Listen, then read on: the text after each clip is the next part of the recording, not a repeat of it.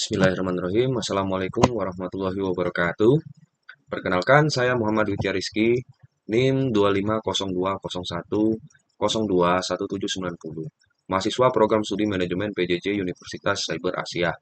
Pada presentasi ini, saya akan membahas hasil kajian terhadap artikel CNBC Indonesia mengenai rapor kondisi ekonomi Indonesia sepanjang 7 bulan pertama tahun 2026. Saya tidak hanya akan melihat apakah ekonomi Indonesia tumbuh atau tidak. Pertanyaan yang lebih penting adalah seberapa berkualitas pertumbuhan tersebut, siapa yang paling merasakannya, dan apakah angka pertumbuhan yang baik juga tercermin pada kondisi rumah tangga. Dari kajian saya ditemukan sebuah paradoks menarik. Ekonomi Indonesia terlihat kuat secara angka, tetapi belum seluruhnya kuat secara rasa. Untuk membahas artikel tersebut, saya menggunakan 4 tahap analisis. Pertama, saya melihat pesan utama yang ingin disampaikan artikel CNBC Indonesia. Kedua, saya menguji narasi menggunakan data terbaru dari BPS, Bank Indonesia, KSSK, serta S&P Global. Ketiga, saya akan mencoba menghubungkannya berbagai indikator, mulai dari PDB, inflasi rupiah, keyakinan konsumen, penjualan eceran, kredit perbankan, manufaktur, hingga pasar modal. Dan keempat, dari hubungan tersebut saya menarik diagnosis serta rekomendasi. Jadi pendekatan saya bukan hanya bertanya, angka ini naik atau turun, tetapi juga mengapa terjadi, siapa yang terdampak, dan apa konsekuensinya bagi perekonomian Indonesia.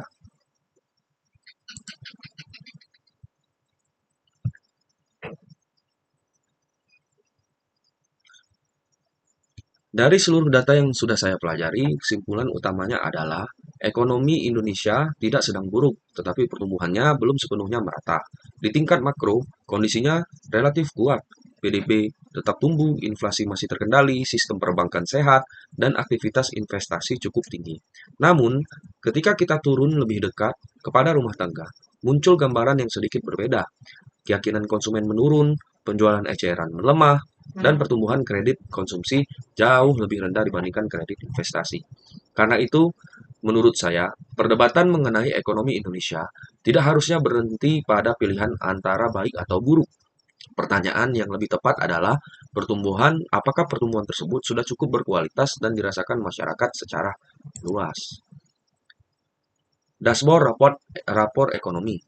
Slide ini memberikan gambaran besar mengenai 9 indikator utama. Pertumbuhan ekonomi semester pertama mencapai 5,45% dan inflasi Juli berada pada sekitaran angka 2,88%. Dua indikator ini memberikan sinyal yang cukup positif. Kredit perbankan juga tumbuh kuat sebesar 12,67%, sementara PMI manufaktur kembali sedikit ke zona ekspansi pada level 50,2. Namun, terdapat beberapa lampu kuning. Indeks keyakinan konsumen turun menjadi 116,8, sedangkan penjualan eceran real Juni masih mengalami kontraksi 3%. Rupiah juga berada dalam tekanan, sementara surplus perdagangan mulai mengecil. Jadi menurut saya, rapor ekonomi Indonesia bukan rapor merah, tetapi juga belum sepenuhnya hijau. Lebih tepat disebut rapor kuning hijau. Fondasinya kuat, tetapi terdapat beberapa risiko yang tidak boleh diabaikan. PDB masih kuat. Sekarang kita masuk ke indikator paling sering digunakan untuk menilai ekonomi, yaitu produk domestik bruto.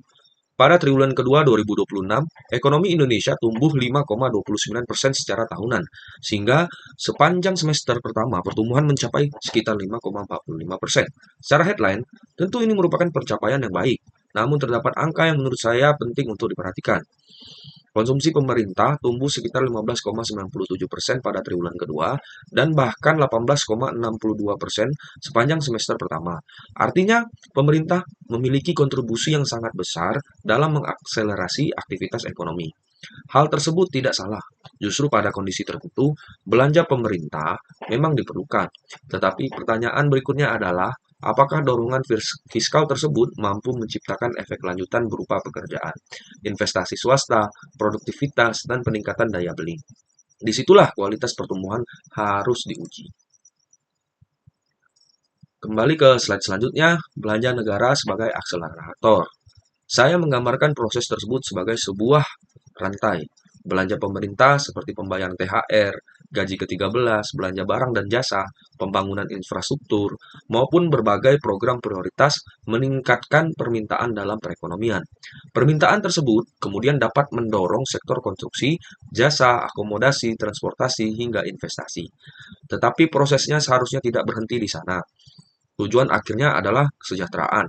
Artinya, belanja negara idealnya menghasilkan multiplier berupa lapangan pekerjaan yang produktif, pendapatan masyarakat yang meningkat, kapasitas produksi baru, dan produktivitas yang lebih tinggi. Karena itu, pertumbuhan ekonomi yang tinggi belum otomatis berarti pertumbuhan yang berkualitas. Kualitasnya ditentukan oleh seberapa jauh pertumbuhan tersebut mampu menjadi produktif, inklusif, dan berkelanjutan. Baik, slide ketujuh yaitu paradoks konsumen. Disinilah saya menemukan salah satu bagian paling menarik dari kajian ini. PDB tumbuh lebih dari 5%, tetapi indikator rumah tangga justru memberikan sinyal yang lebih hati-hati. Indeks keyakinan konsumen memang masih berada di atas 100, sehingga secara umum masyarakat masih berada pada zona optimis. Namun, tren indeks tersebut menurun dari sekitar 127 pada Januari, kemudian turun menjadi 117,8 pada Juni, dan kembali menjadi 116,8 pada Juli. Artinya, levelnya masih sehat, tetapi arahnya melemah. Nah, kondisi tersebut juga terlihat pada penjualan eceran real. Pada tahun 2026, penjualan eceran masih mengalami kontraksi sekitar 3% secara tahunan. Ini menunjukkan bahwa pengalaman ekonomi rumah tangga dapat berbeda dengan gambaran yang kita lihat dari angka PDB nasional. Lanjut ke slide berikutnya, kredit kuat tetapi tidak tumbuh secara merata. Data kredit perbankan semakin memperkuat temuan tersebut. Secara keseluruhan, kredit perbankan tumbuh sekitar 12,67%, yang sebenarnya sangat baik. Namun ketika dipecah berdasarkan penggunaannya, terlihat perbedaan yang sangat besar. Kredit investasi tumbuh sekitar 24,90%, sementara kredit konsumsi hanya tumbuh sekitar 5,75%. Bagi saya, angka ini sangat penting. Ini menunjukkan bahwa mesin investasi dan proyek sedang bergerak dengan cepat, tetapi mesin konsumsi rumah tangga bergerak jauh lebih hati-hati. Pada saat yang sama, kondisi perbankan masih sehat. NPL gross sekitar 2,05% dan CAR mencapai 23,70%. Jadi masalahnya bukan pada kesehatan bank. Masalah yang perlu dicermati adalah transmisi pertumbuhan dari investasi menuju peningkatan konsumsi dan kesejahteraan rumah tangga.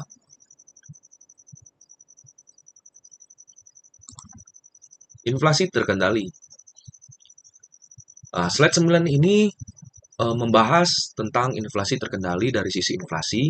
Jadi kondisinya justru relatif positif. Inflasi Juli 2026 berada di sekitar 2,88%, masih dalam sasaran Bank Indonesia. Inflasi inti juga stabil sekitar 2,76%, sementara inflasi kelompok volatile turun cukup signifikan. Ini memberikan satu pesan penting. Indonesia saat ini tidak menunjukkan gejala overheating akibat permintaan masyarakat yang terlalu tinggi. Justru kita melihat inflasi yang mulai terkendali bersamaan dengan melemahnya beberapa indikator konsumsi. Karena itu, tantangan kebijakan menjadi cukup kompleks. Pemerintah dan Bank Indonesia harus tetap menjaga stabilitas harga, terutama pangan dan kebutuhan dasar. Tetapi pada saat yang sama, jangan sampai kebijakan yang terlalu ketat justru semakin menekan konsumsi masyarakat. Rupiah sebagai tekanan paling strategis. Menurut saya, salah satu risiko paling strategis dalam rapor ekonomi 2026 adalah nilai tukar rupiah. Pada akhir Juli, rupiah berada di sekitar 17.994 rupiah per dolar Amerika Serikat. Bank Indonesia kemudian mempertahankan BI rate pada level 5,75%, sementara cadangan devisa masih cukup kuat nih, sekitar 145,6 miliar dolar Amerika Serikat, atau setara sekitar 5,5 bulan impor. Artinya, tekanan terhadap rupiah memang serius, tetapi belum dapat disebut krisis. Yang menarik adalah trade-off kebijakannya. Bank Indonesia perlu menjaga rupiah dan inflasi dengan kebijakan pro-stability. Namun, suku bunga yang tinggi juga dapat meningkatkan biaya pembiayaan bagi dunia usaha maupun masyarakat. Jadi, sepanjang 2026, kebijakan fiskal dan moneter harus bergerak secara sangat terkoordinasi. Jangan sampai fiskal sedang menginjak pedal gas, sementara moneter menginjak rem terlalu dalam. Manufaktur mulai pulih, tetapi baru tipis di antara garis aman. Selanjutnya kita melihat sektor manufaktur melalui Purchasing Managers Index atau PMI. Pada Juni, PMI manufaktur Indonesia berada pada level 46,9. Karena berada di bawah angka 50, berarti sektor manufaktur saat itu berada dalam zona kontraksi. Pada Juli, kondisinya membaik menjadi 50,2. Ini merupakan berita positif karena manufaktur kembali menjadi zona ekspansi. Namun kita juga perlu proporsional. Angka 50,2 hanya sedikit berada di atas batas ekspansi. Jadi kita tidak akan menyebutnya sebagai booming industri. Lebih tepat dikatakan bahwa manufaktur mulai keluar dari kontraksi, tetapi pemulihannya masih rapuh. Ke depan, peningkatan produktivitas manufaktur, hilirisasi, efisiensi logistik, dan penguatan ekspor bernilai tambah menjadi sangatlah penting untuk memperkuat kualitas pertumbuhan Indonesia. Pasar keuangan dan ekspektasi. Pasar keuangan juga memperlihatkan dinamika yang menarik. IHSG sempat terkoreksi hampir 19,9% pada triwulan kedua, tetapi pada Juli kembali mengalami rebound sekitar 10,5%. Apakah penurunan IHSG berarti ekonomi Indonesia jatuh hampir 20%? Nah, ini tentu tidak. Disinilah penting memahami perbedaan antara PDB dan pasar keuangan. PDB menggambarkan aktivitas ekonomi yang telah terjadi, sementara harga saham dan nilai tukar sangat dipengaruhi oleh ekspektasi terhadap masa depan. Investor mempertimbangkan suku bunga global, nilai tukar, geopolitik, prospek laba perusahaan, serta risiko investasi. Karena itu, volatilitas IHSG dan rupiah sebaiknya dibaca sebagai sinyal peningkatan risiko, bukan sebagai bukti bahwa ekonomi real Indonesia sedang mengalami kehancuran. Mengapa ekonomi terlihat kuat sekaligus rapuh? Slide ini merupakan inti dari keseluruhan analisa saya. Di satu sisi, pemerintah meningkatkan belanja. Belanja tersebut mendorong proyek dan investasi. Kredit investasi pun meningkat, aktivitas ekonomi bertambah, dan akhirnya PDB tetap tumbuh di atas 5%. Itulah jalur yang menghasilkan headline ekonomi yang kuat. Namun pada jalur ini, kita menghadapi ketidakpastian global, tekanan terhadap rupiah dan kebijakan moneter yang harus tetap ketat. Namun pada jalur lain, kita menghadapi ketidakpastian global, tekanan terhadap rupiah, dan kebijakan moneter yang harus tetap ketat. Dalam kondisi tersebut, masyarakat menjadi lebih berhati-hati. Keyakinan konsumen menurun, penjualan retail melemah, dan kredit konsumsi tumbuh lebih lambat. Karena itulah saya menyebut kondisi ini sebagai ekonomi dua kecepatan atau two-speed economy. Mesin pemerintah dan investasi bergerak cepat, sedangkan mesin konsumsi rumah tangga bergerak lebih berhati-hati. Adapun rekomendasi yang dapat saya berikan dari diagnosis tersebut ada 4 poin. Pertama yaitu menjaga daya beli masyarakat, terutama melalui stabilitas harga pangan, transportasi, energi, dan pendidikan. Yang kedua yaitu mendorong penciptaan pekerjaan yang produktif dan berkualitas, termasuk melalui sektor padat karya dan peningkatan kapasitas UMKM. Ketiga, meningkatkan produktivitas dengan mengarahkan belanja pemerintah kepada infrastruktur, logistik, pendidikan, digitalisasi, manufaktur, serta industri yang memiliki nilai tambah tinggi. Dan keempat, tetap menjaga stabilitas rupiah, tetapi tanpa memutus aliran likuiditas menuju sektor real. Menurut saya, indikator seperti IKK, penjualan eceran, PMI, kredit konsumsi, inflasi pangan, rupiah, serta realisasi investasi harus terus dipantau dalam beberapa bulan ke depan. Nah, adapun kesimpulan final yang dapat kita tarik yaitu bahwa saya menilai bahwa perekonomian Indonesia pada 2026 masih memiliki fondasi yang cukup kuat. Pertumbuhan ekonomi tetap berada di atas 5%, inflasi terkendali, perbankan masih sehat, cadangan devisa juga masih memadai. Namun terdapat beberapa peringatan yang tidak boleh diabaikan, terutama melemahnya sentimen konsumen, kontraksi penjualan eceran, tekanan terhadap rupiah, dan pemulihan manufaktur yang masih relatif tipis. Karena itu, menurut saya, keberhasilan ekonomi tidak cukup diukur dari beberapa persen PDB tumbuh.